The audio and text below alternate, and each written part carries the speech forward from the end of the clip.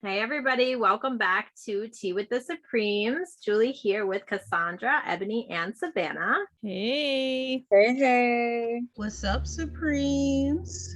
Welcome.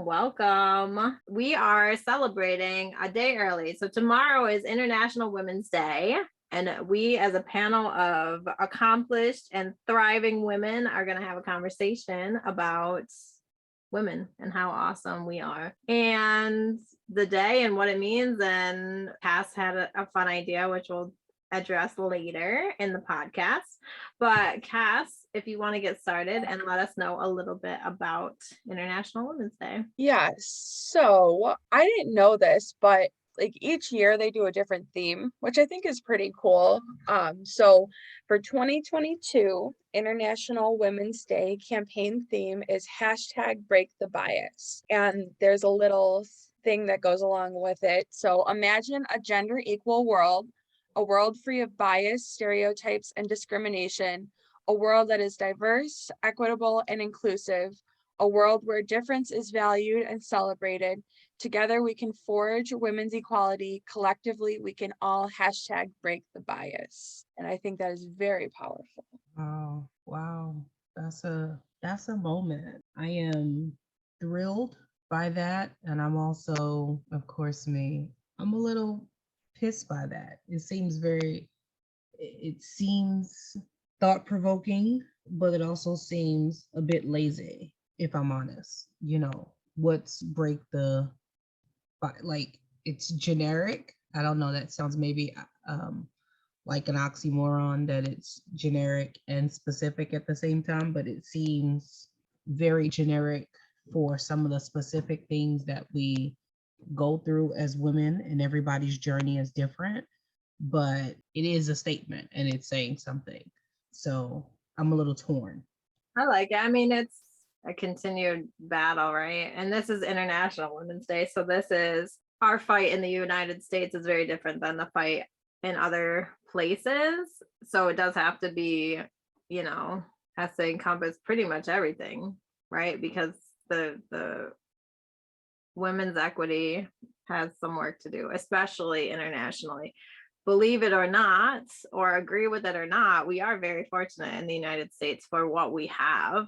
There is still a lot of work to do, but we are very fortunate that we are here versus a lot of other places. But I like it. I do still think there's a lot of breaking biases, breaking tradition. I feel like is another part.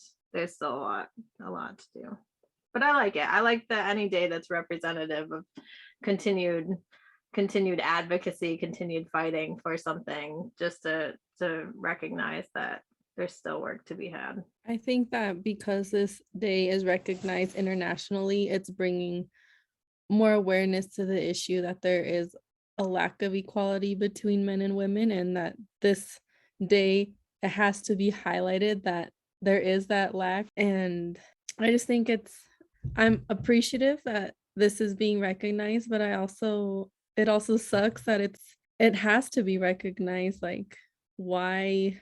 We've been fighting for equality for so long that when is it gonna actually happen? I get that. And to both you and Jules's point, in my own personal life, I think coming into this program, I don't want to describe it as having a chip on my shoulder, but the lived experience was the lived experience. And I remember during maybe a multiculturalism, when we took that course, we really dived into privilege.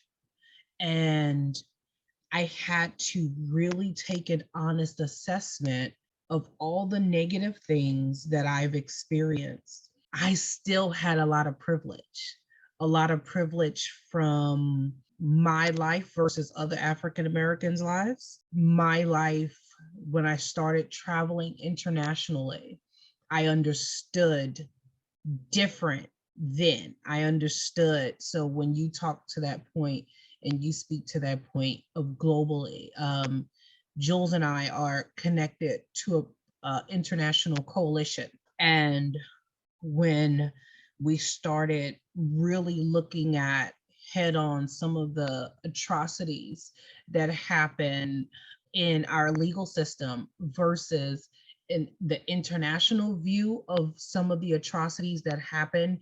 And it was mind blowing. And you really have to take a look when you talk about, at least for me, when we're talking about women and our rights. And I kind of said it was maybe an oxymoron to say both sides of it, but and maybe but is not the proper, where we were versus where we are. We are not where we were. We are definitely, we haven't made it. If there is a goal line, we haven't made it to the goal line.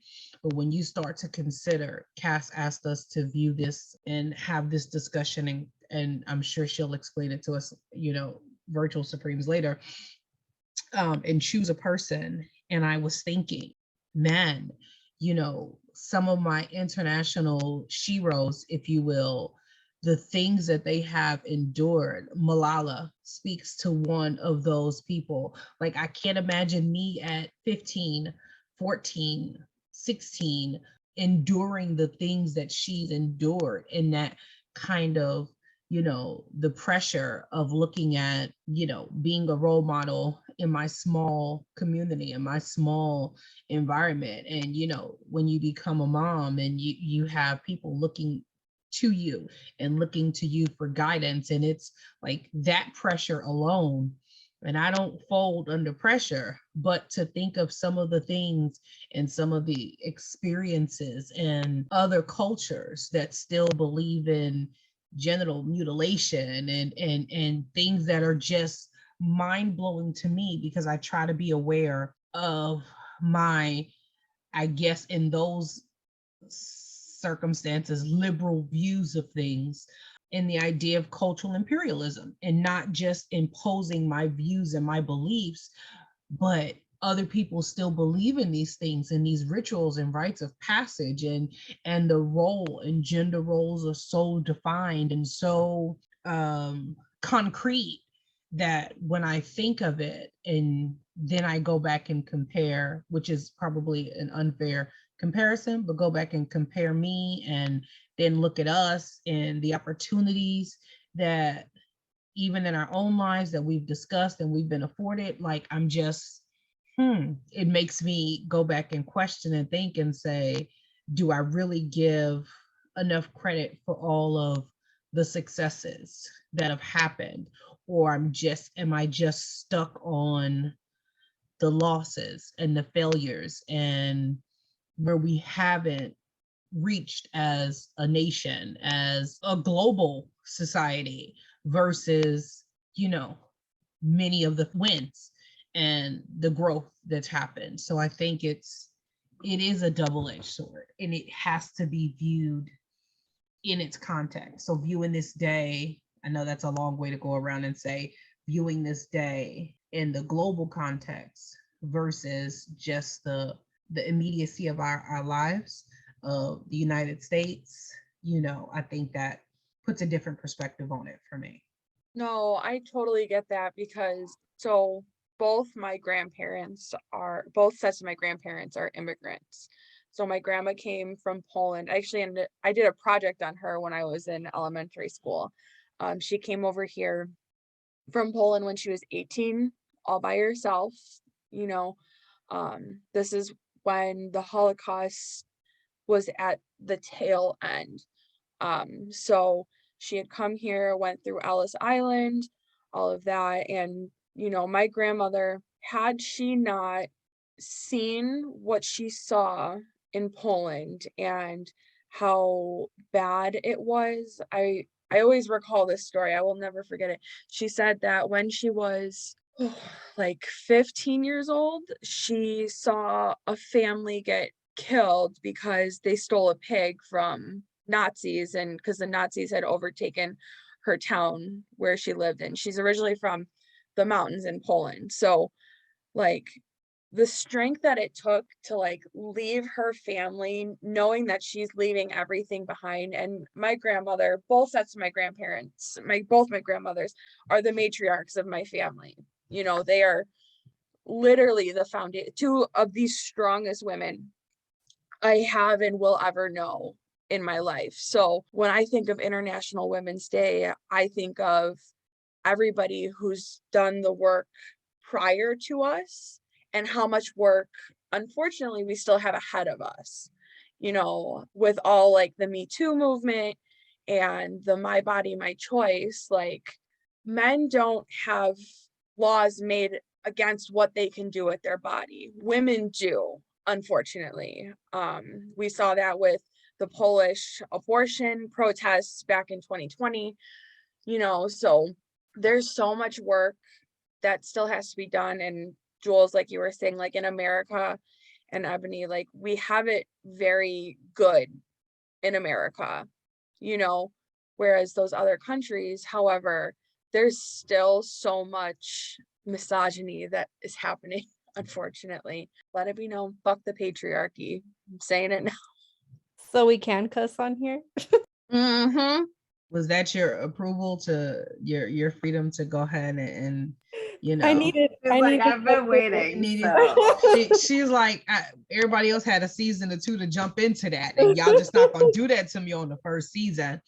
I think that's a big part of it, that as women, there is such a grace and a strength that's embodied in us, that we are the bearers. That is something of my faith, that, you know, men are the givers and women are the bearers of life, whatever way you feel about it, that's your choice. But there is a strength that happens when you are able to carry and protect another life. And I don't, for all our listeners, as I'm learning and developing this other side of me that is able to respect and honor your choice, whatever way you identify yourself. I am working through that, but it's not going to change what my view is. There is a power that is innate in you when you are able to nurture, and to the detriment of your own body and your own health sometimes. And we've had those talks about pregnancy and things of that. And it's not about whether you choose to give life or you choose, is your choice whether you choose to have kids or not. Totally up to you. Doesn't take anything away from it. But that power, whether you choose to use it or not, that gift within you produces, in my opinion, a strength that's unmatched, that I'm learning to let go of. It has transitioned, especially in my community, of this superwoman complex that's not always a good thing. Yeah, we're not gonna say which podcast member just said that, but this is why they want to go live, so y'all can see these things that we say in the midst of this. But I remember back in the day, there was on Broadway, the monologues, the play. There is power. Dr. Angelou said in one of her writings, there's gold at the meeting of my thighs. You know, there is a strength that happens in your core that carries nations and births purpose and destiny and all those things. And I think as women, that has been exploited in us, and I think it has carried us through. When you hear Cass tell those stories, and I think of I've been able to sit at the feet of some elders and hear the wisdom of my forefathers that have, you know, made journeys, those that were in Jamaica and those that were in Trinidad, and hearing and then going back to see the levels of poverty. And I remember reading Anne Frank when I was young, and it just amazed me. Hearing other people and learning other stories was something so powerful, of the women that carry the movements. And I think that is it's what translates to the birth of nations. It's what, when you read about Cleopatra and when you read about some of the former queens of old and some of the mistresses, and you start to learn that that's where, in those spaces, is where nations were birthed and wars were started and wars were ended. And so I think it is such power that we don't always get, we as women don't always get the credit for, and we don't give ourselves that credit. And I think when you start learning that power, we've talked about boundaries and we've talked about the power of having your voice, and when you start to learn that, and that develops in you, it creates a strength and a grace that's unmatched anywhere. And that's not to bash men. I love dudes, please understand. Love them, but this is not what this is about. I shouldn't have to diminish my power to empower you. My power should work in collaboration in a perfect world with yours, because one feeds the other. But I think there is something so powerful to see a woman doing her thing. Like, I'm not attracted to her in that way, but damn, that's sexy to just be out here doing your thing. Like, to see another woman, because that motivates me and that pushes me and that lets me know, if you can do it, I in turn can do it. When I see the Supremes win, they're out here doing some amazing things and they're killing it. And I'm like, yo, that's so fly. That's so sexy. It's another level of excellence that just, it's embodied in the strength of a woman. And I think that's what we're missing, that view. I really love how you said nations are birthed, because that's only something a woman can do, birth. And that's like, they don't say nations are ejaculated like for a reason. It's a woman thing. Women are strong, and I love that that's how it's known as. I think societally, almost all societies, not just American culture, like, there's so much weight put on women, whether or not you're a childbearing woman or not. It's so funny to me that men are viewed as strong, but everyone knows the strength of what is required of women globally and in many different societies. And one thing I'm curious on your take, because I have a particular pet peeve, and this is because when raising girls, people often say, oh, it's so much harder to raise girls. And I just view that as, it's like because everyone says that, males and females, but I feel like when you continually use that verbiage and that's how you refer to it, it's almost like we are raising the culture to understand that girls are more difficult. And it's so negative and derogatory, because it's basically saying, oh, it's so easy, boys are so easy, girls are so challenging. And then all that does is like reinforcing a stereotype, and Like the self-fulfilling prophecy. Absolutely. Like when you say, oh, this is my difficult child, that child's like, okay, I'm gonna be difficult then. But I think raising girls and boys is just two totally different things. One day I'm gonna say my 5-year-old was an asshole today and he's the hardest kid I've ever met. And the next day I'm gonna say, no, this little girl is from Mars and I can't deal with her. Like, every day something different. Every day has a different challenge. But it is totally different raising a girl to raising a boy. Like,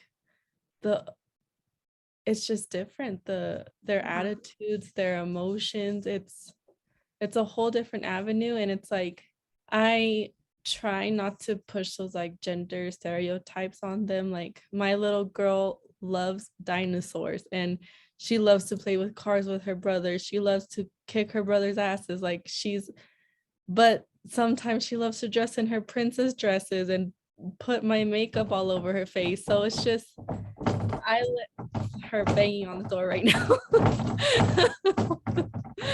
I let her do whatever pleases her that day and express what she wants to express. And I don't say that that's because she's hard or more difficult, but yeah, I am guilty of it, saying like, oh, my little girl's really hard, but I try not to, because I do really believe in that self-fulfilling prophecy ideology. My sister and I put my mom and my dad, those bless their souls, we put them through hell. My sister and I are 4 years apart. From a child standpoint, my parents are divorced, so seeing my mom at a low point was hard. And I think having me and my sister, like, we were at that weird like teenager. My sister was a preteen. I was almost a full-blown adult type of thing. So we were at two different very stages of our lives. But like, I don't know, I'm more like my mom, where like I internalize everything, whereas my sister's more like my dad, where she like eggs people on. So like that's where we clashed, and that's where our personalities clashed.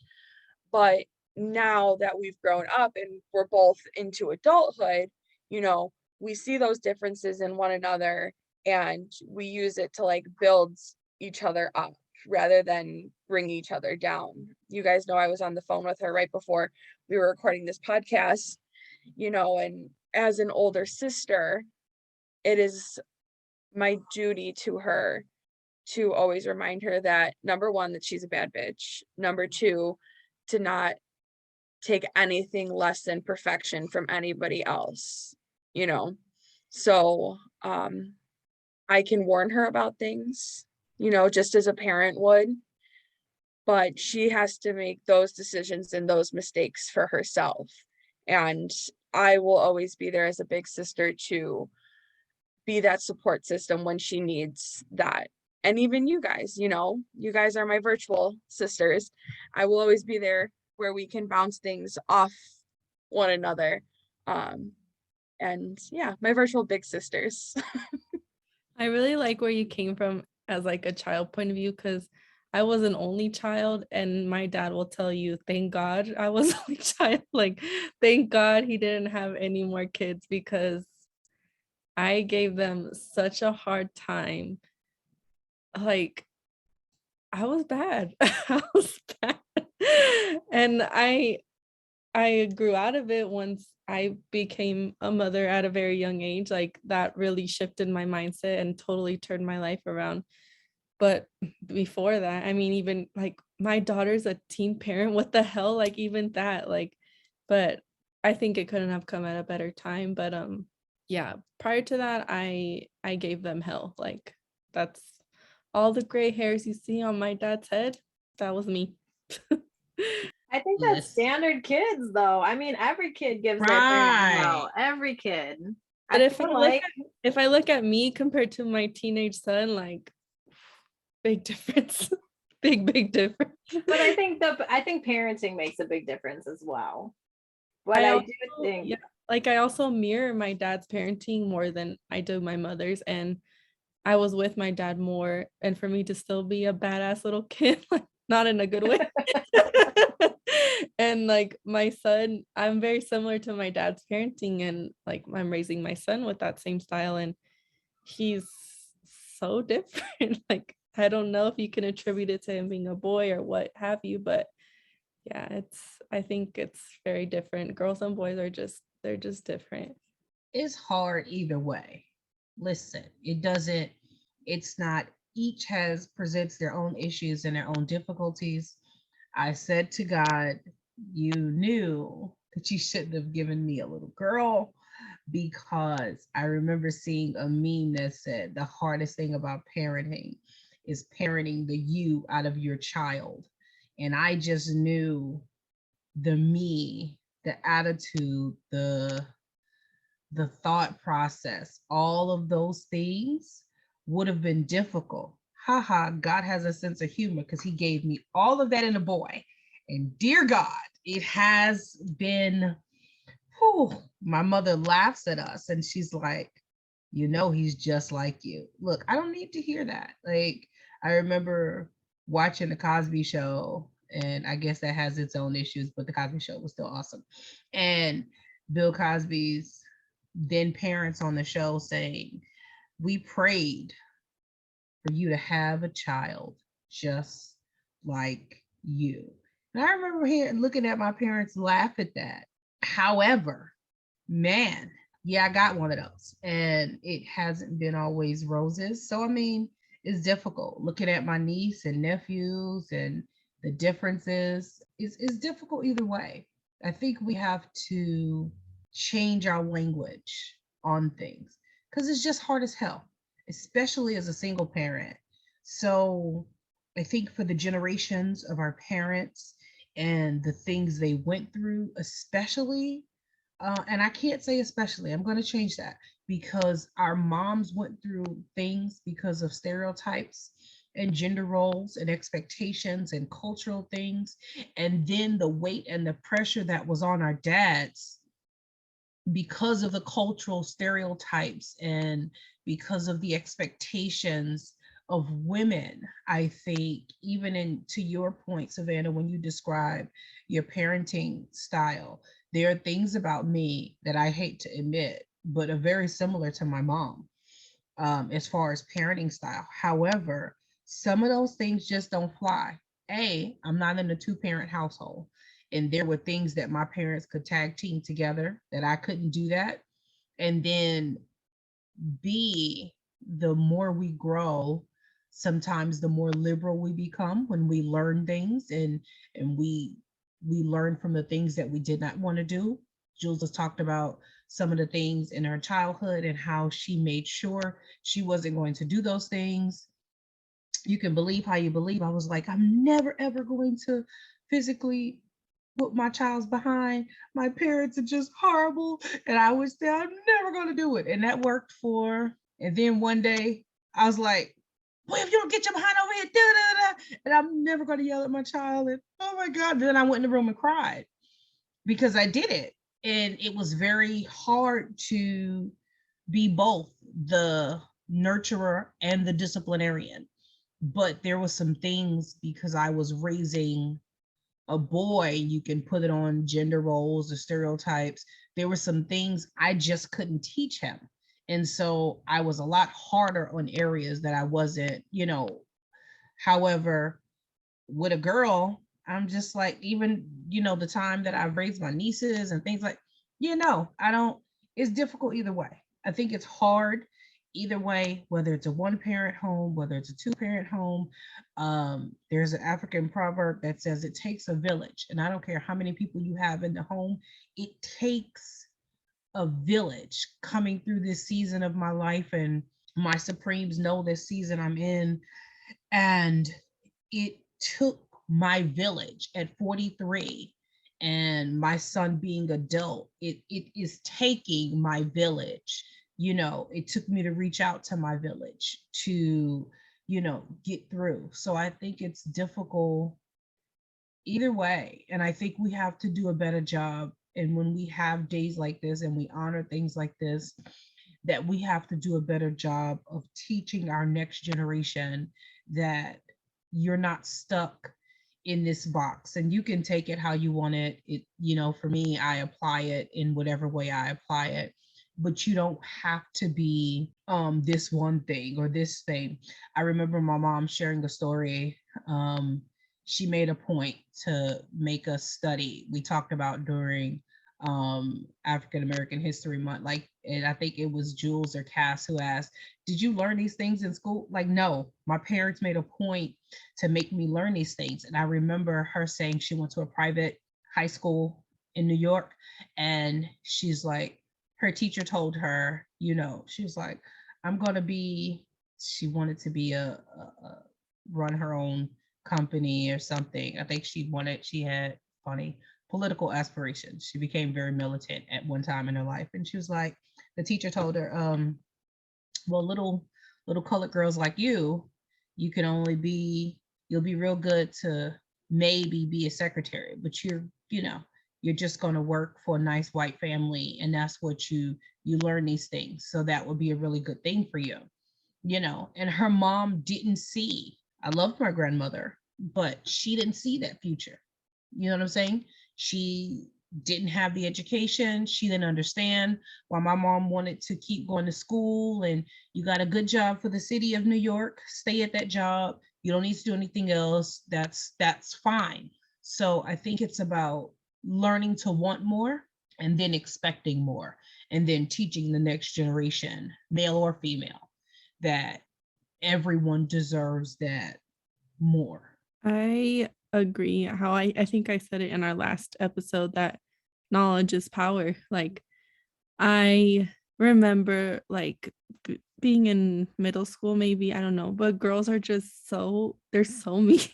Like I remember like I was on my period and I had leaked through and one girl intentionally, Savannah, like I can see, like pointed it out in front of everybody. And I was like, like I was really annoyed, obviously.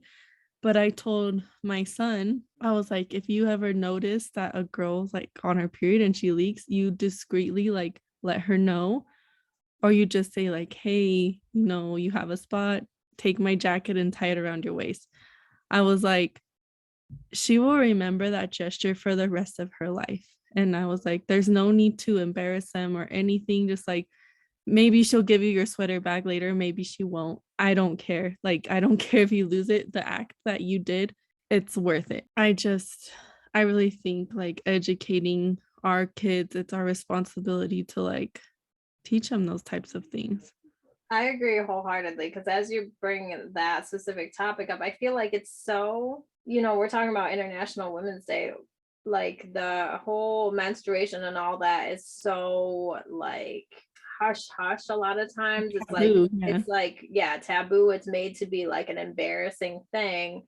So that's for everyone, like boys and girls. Like it's not something you talk about. It's not something you discreetly handle it, and that's it. So it is like girls are essentially groomed to be embarrassed of like natural body things, and then they make fun of each other. Boys will make fun of it because they don't know, it's not treated as like a normal, this is like a normal process. This is what it takes to birth a child, to birth, as we talk about birthing nations. So like the way that it's treated is so odd, and we need to do a better job. Something I loved when I went to Disney recently is all the bathrooms had free supplies for women.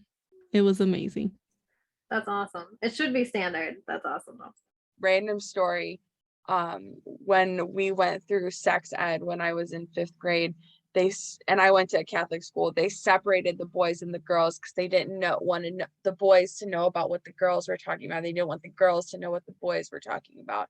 And I think that needs to change because like you said, like this is nature. This is a part of inherently who we are genetically. So just a little random side. And kids tend to make fun of things that they don't know of and aren't familiar with. So if you bring that familiarity into the picture and you teach them what is normal, what happens naturally, they're going to be like, well, why would I make fun of that? Like, it makes sense, Kids and adults make fun and Right. discriminate on things that they don't understand. Exactly.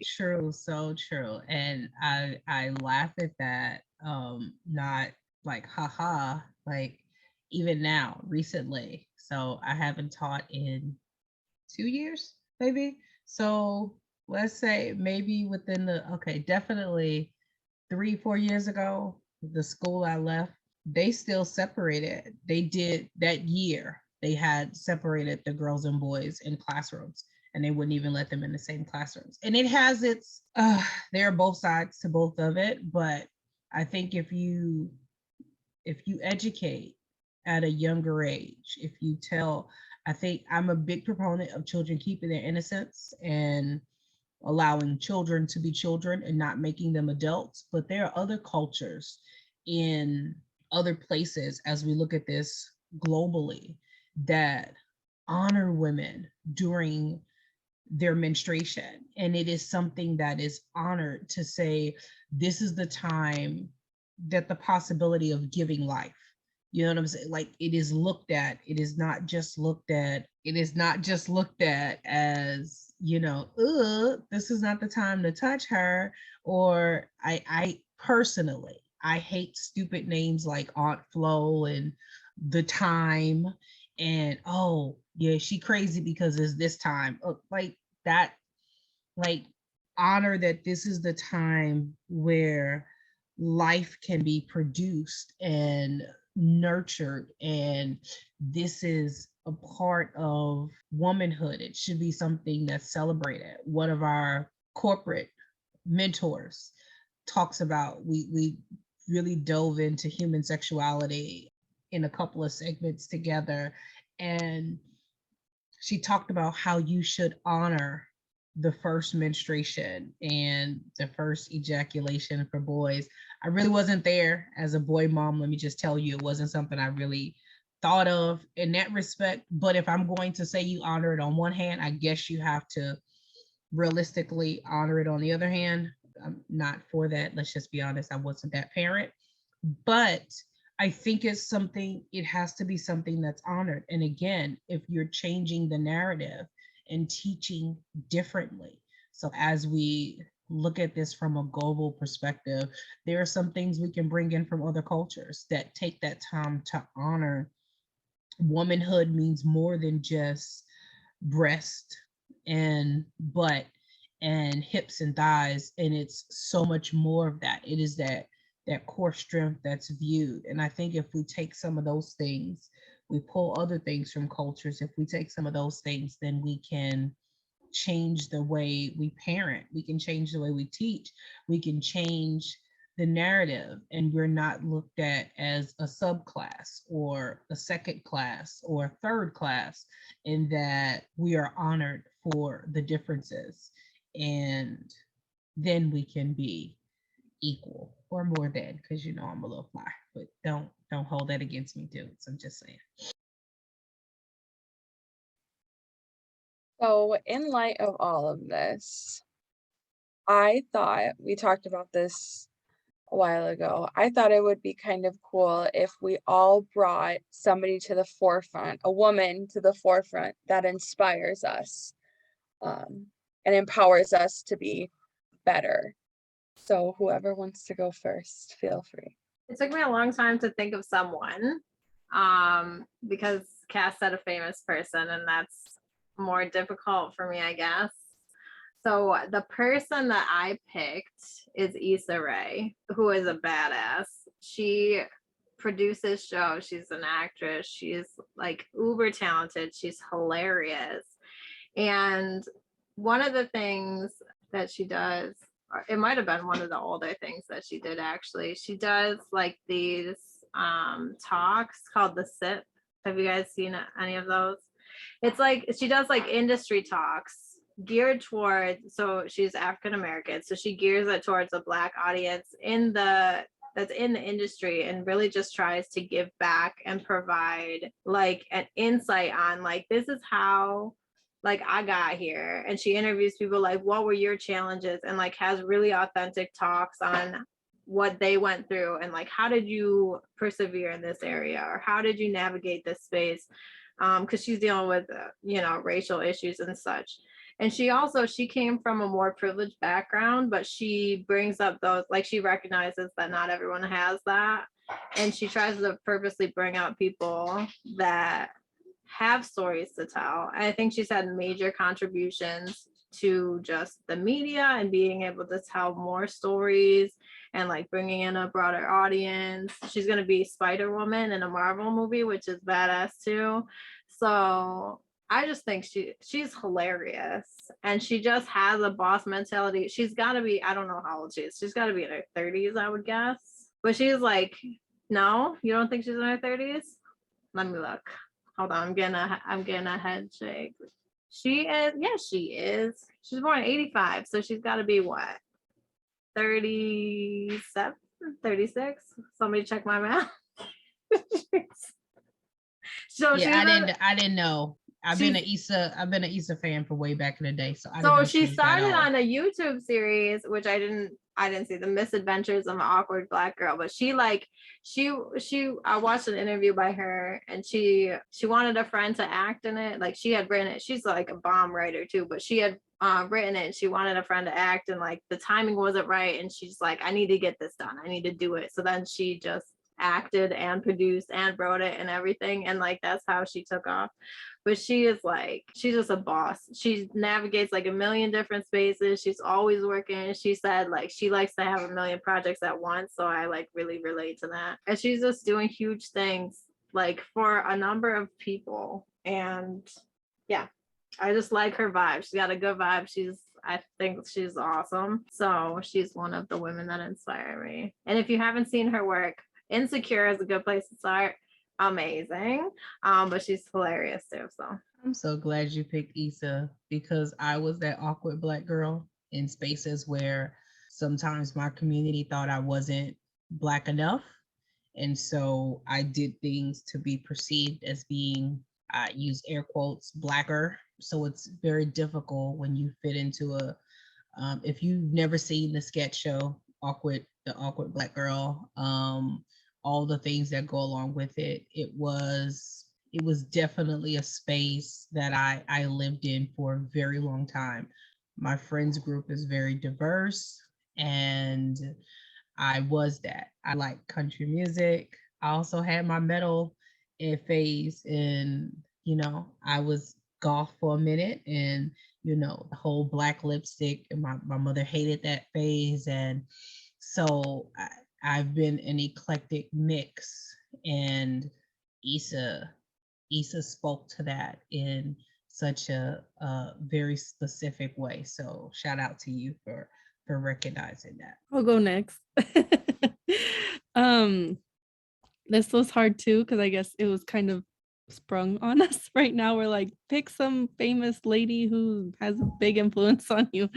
But somebody who I really admire is Chelsea Handler, a comedian. When we talked about what today's topic was going to be on International Women's Day, she just like embodies everything that I really think like she does. She has a I don't give a F attitude. She says what she thinks. She makes jokes about her life and her experiences, and if it offends you, oh well.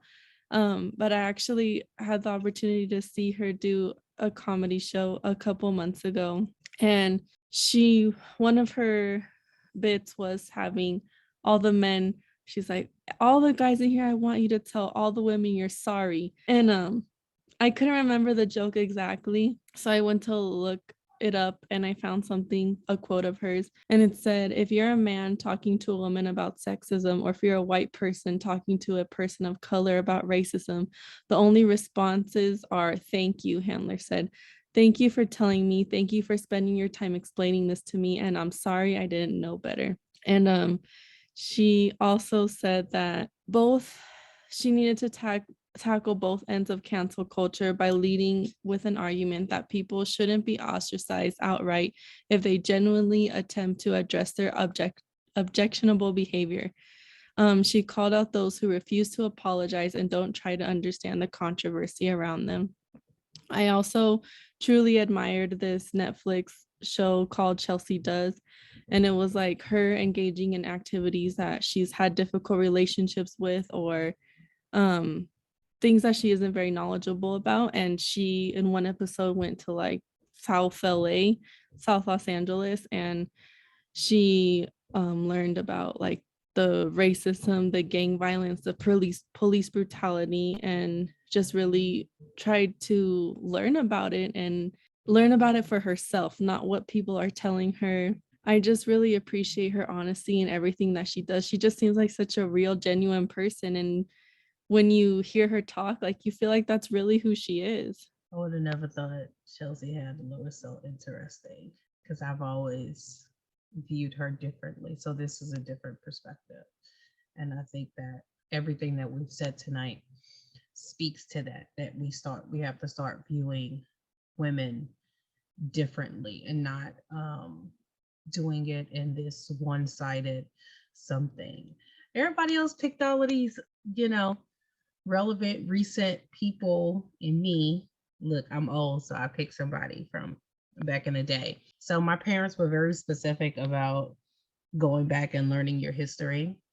And so for me, I picked someone that maybe outside of my community is not someone necessarily known, but the incomparable Fannie Lou Hamer. So she was born in 1917 in Mississippi. She was the last of 20, and I do mean the number after 1920 children. So she was born to sharecroppers. Matter of fact, she worked on a plantation after she married her husband. They worked in Mississippi on a plantation. And she's known for a lot of things. And two of the biggest things that I learned about her, and I had to study about her, was that besides being a civil rights icon, she was a pioneer in voting rights. She worked for the SNCC, which is the Student Nonviolent Coordinating Committee. And if you study civil rights history, you'll understand where that organization came from. But it was a nonviolent link in that civil rights era. And she was a part of several acts of civil disobedience for that time.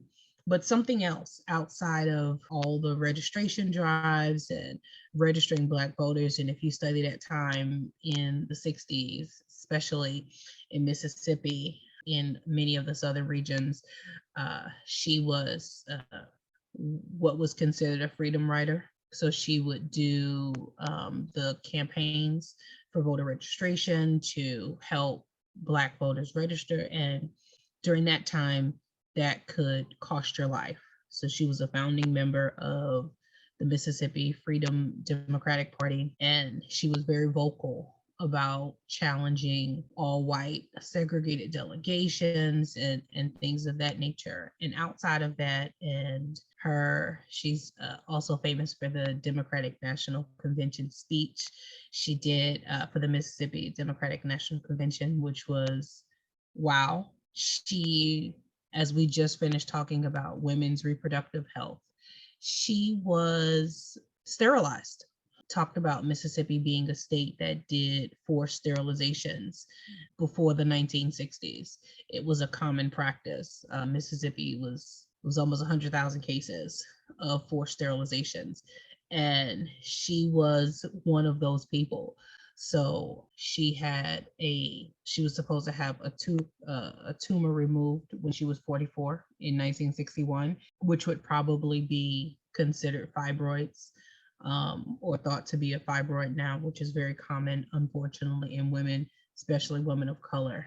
And they did a forced sterilization on her, which was a common practice of women of color, especially in the state of Mississippi. So she was one of those, unfortunately, almost 100,000 women. And she became vocal about it and spoke to not only civil rights, but those atrocities that were experienced. And as Cass would say, she was just an all around badass. So that's my person, the incomparable Fannie Lou Hamer. So my person I actually learned about on TikTok, and I didn't know that she was still living.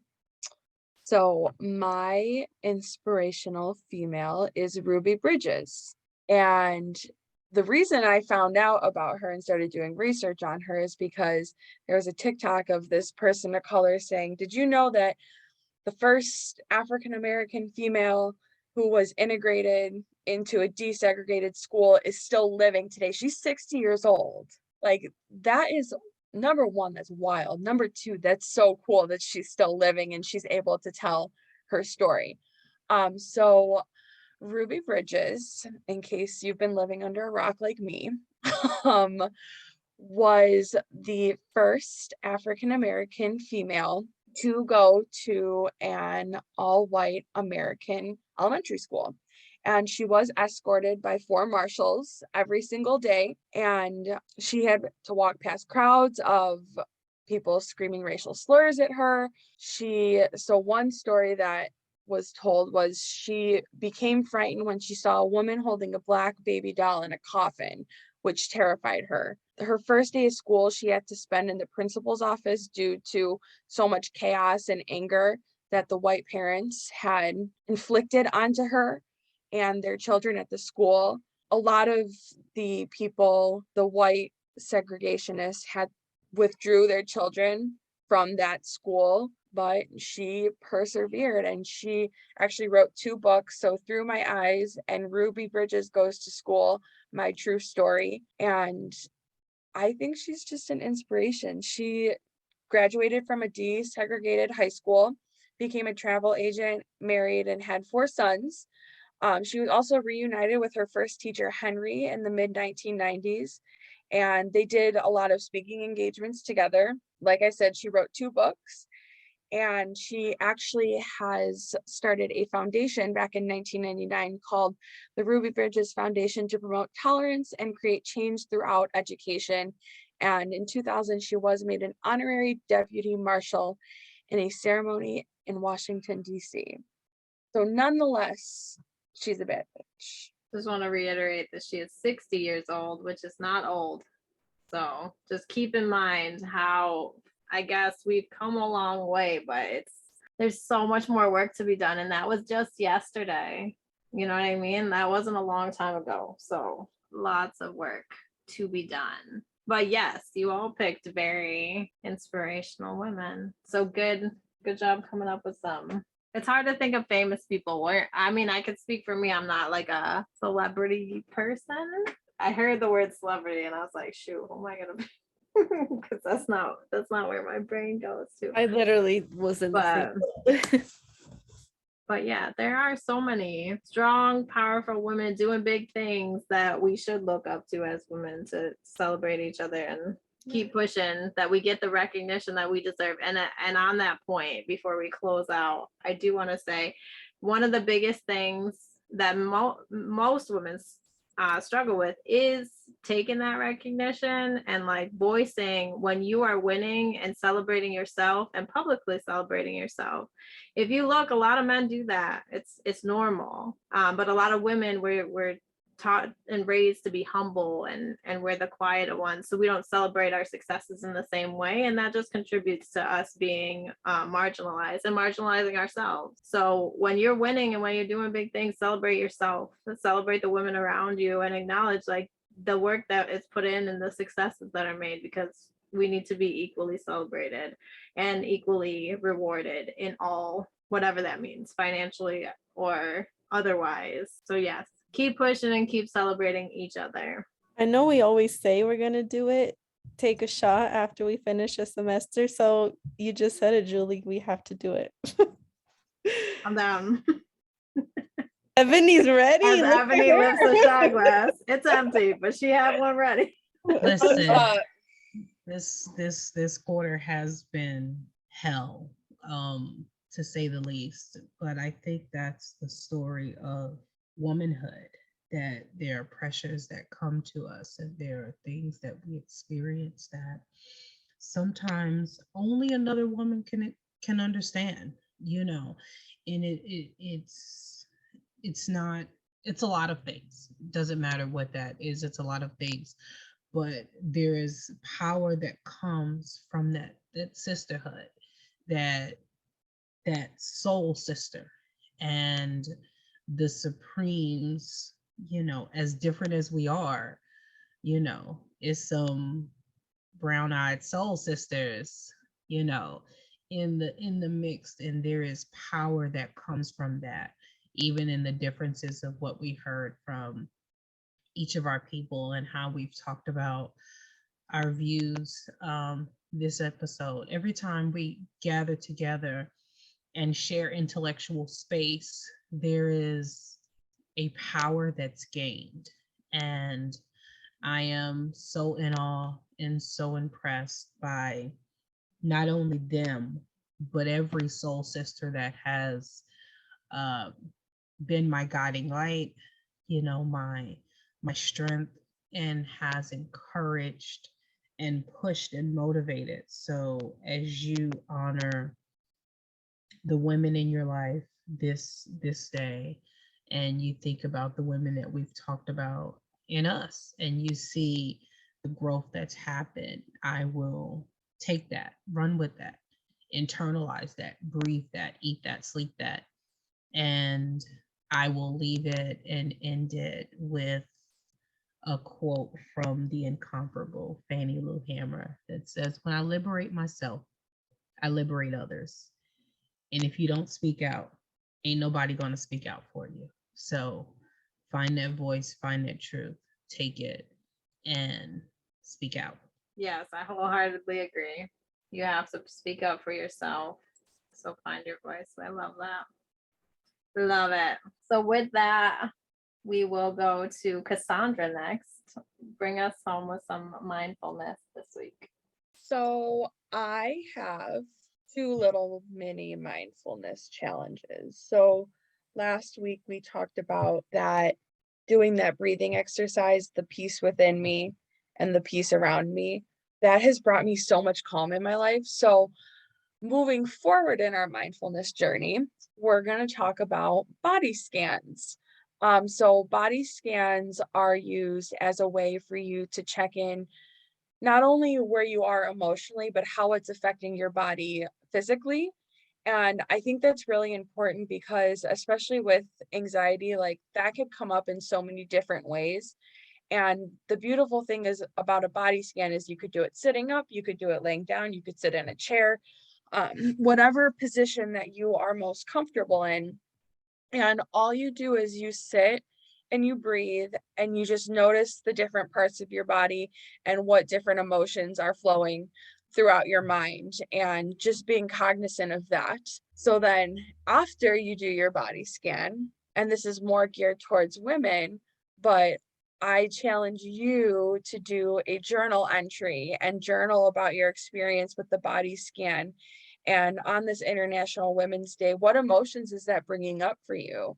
You know, sometimes putting it down on paper is a great way to release any frustration if you aren't feeling frustration, if you're feeling discriminated against, anything like that. So, yeah, that's my challenge. Do a body scan and then do a little journal after. I'll go next with my self-care.